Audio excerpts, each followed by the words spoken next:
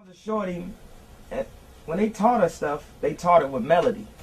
I'm about to express my stuff with melody.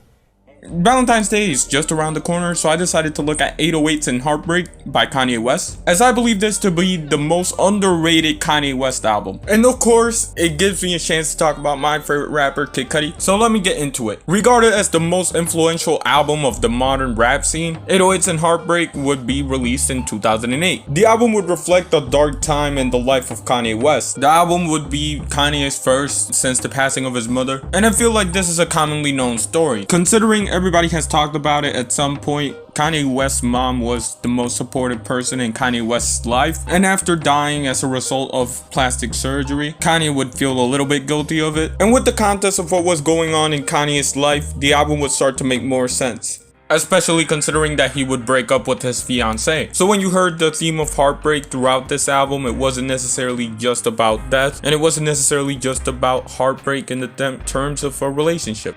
If this were 2008, people would tell me that I don't know music and that Kanye is clearly biting off of T-Pain. Most of the hate would be based on a song like Heartless, where he uses a lot of auto-tune. I would say mainly because of people not being able to understand the use of the auto-tune. Personally, I feel like the auto-tune can represent a lot of things depending on the track. On Say You Will, I feel like the auto-tune is a way for Kanye to kind of represent the slurred speech of a drunk man. I don't know if it was achieved directly through the auto-tune, but yeah, personally I feel like this does a great job at kind of reflecting a sad drunk guy. This song would also focus on the relationship side of heartbreaks and would also open up the album. In track 2, Kanye has the best Money Can't Buy You Happiness track I've ever heard in Welcome to Heartbreak. In this track, Kanye sounds similar to a robot. I feel like this is Kanye's way of representing him being too focused on his job, and it does a good job at kind of representing how he puts money and fame over happiness. Probably the most important thing about this track is that it's the first Kanye West and Kid Cudi track. The brilliance of this hook being that it was originally meant for Jay-Z, effectively transforming a hook that was originally about selling drugs to one about regret. A song that's all about winning in life, but not in the way that you wanted, leaving Kanye to wonder where did it all go wrong. Another track where autotune is prevalent is the biggest song on this album, Heartless.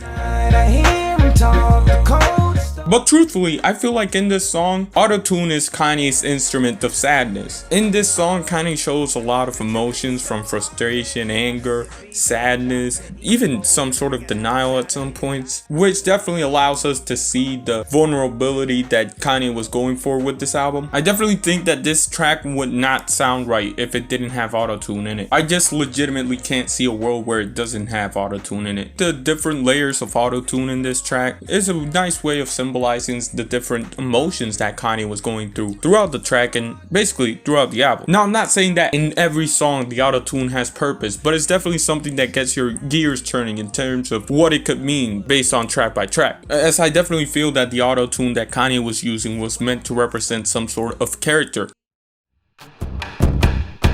One of the things that makes this album great is the percussion. Considering that heart is a big thing that Kanye plays into, I feel like the percussion is genuinely an instrument used for a purpose in this album. Pretty sure that the percussion is meant to symbolize Kanye's heart / Kanye's passion, I guess. That's why we see it so prevalently in a song like Love Luck Down, where it's all about how the love game works, the effects that it can have, not wanting to be in love and kind of rejecting that. On a track like Amazing, I feel like the heartbeat is supposed to represent adrenaline or something like that. Shout out to 2K13, by the way. I'll make a video about that soundtrack when I get to 2,000 subs. And I think the main reason that the percussion is supposed to symbolize Kanye's heartbeat is because one of the only songs where it's not featured prominently is the song Heartless. One of the things about Heartbreak is that a lot of people tend to fake happiness, and I think this album does that as well, specifically for Paranoid and RoboCop, which, by the way, both are certified bangers. Lady, we'll go out to the Like, I don't know, low-key, Paranoid is one of my favorite Kanye songs of all time. In the right context, it just hits very well. And again, with Kid Cudi on the hook, it's just a bop. Don't know you lie. Like seriously, like I put this song on, I start dancing in my room. I'll be alone, I'll be dancing. I do that all day. I be ranting sometimes, but like it happens. But whereas I feel like the happiness in Paranoid is a little bit genuine, maybe you want to call it carefree or childish, but I do not feel it's as bad as the one in RoboCop. Where it feels like happiness, the brief happiness that we get to see on the track is more of a escape from reality. And I feel like this is probably intentional and meant to reflect the fact that these are the two songs that can be considered upbeat in this album. It's kind of like when little kids focus on their toys while their parents are fighting. At least that's how I feel about this track. Now, to wrap up this video, I want to show you two songs that kind of really symbolize why I think this album is Kanye's most underrated album. One of them I believe represents what makes this album great, but the other one represents what I think makes this album influential. The first song I want to look at is Pinocchio's Story. And you know, as a song, this is not very good. The beat isn't audible, the lyrics are mumbled and off the top, so it's not really even focused. The audio quality is horrible. And listen, if you hate the song, I get it, you know, because in order to understand this song and like this song, you would have to look at it as not a song. For example, this painting right here at its core is nothing, you know, it's just a bunch of colors put together on a canvas. But because our brain is trained to look at this and think of a picture or a depiction of some sorts, we're able to recognize the art and appreciate it for what it is. And that's kind of how you have to approach Pinocchio's Story. It feels like Kanye got the hand of God helping him for this track, as everything fell into place. At a concert, Kanye started to do one of his famous freestyles, but with this one, he would once again deal with the regrets of being famous and wanting to be normal, and how people put Kanye on a pedestal and don't look at him as a person, but it's full of the irony of people ignoring his whole message, just yelling over him, and him not being treated like a real boy. And as a fun fact, this song only made it onto the album as per request of Beyonce. So I guess shout out to Beyonce because this track is amazing. Now, here's the song that I really want to talk about. Streetlights kind of encapsulates everything that this album was good for and puts it into one song.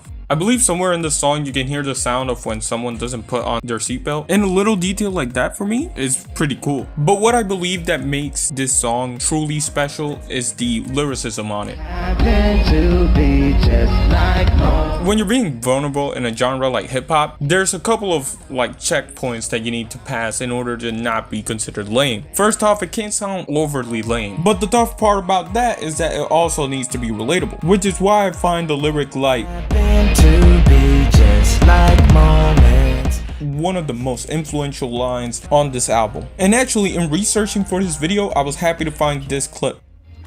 Seems like street lights glowing, happen to be just like moments passing. This is my shit, bro.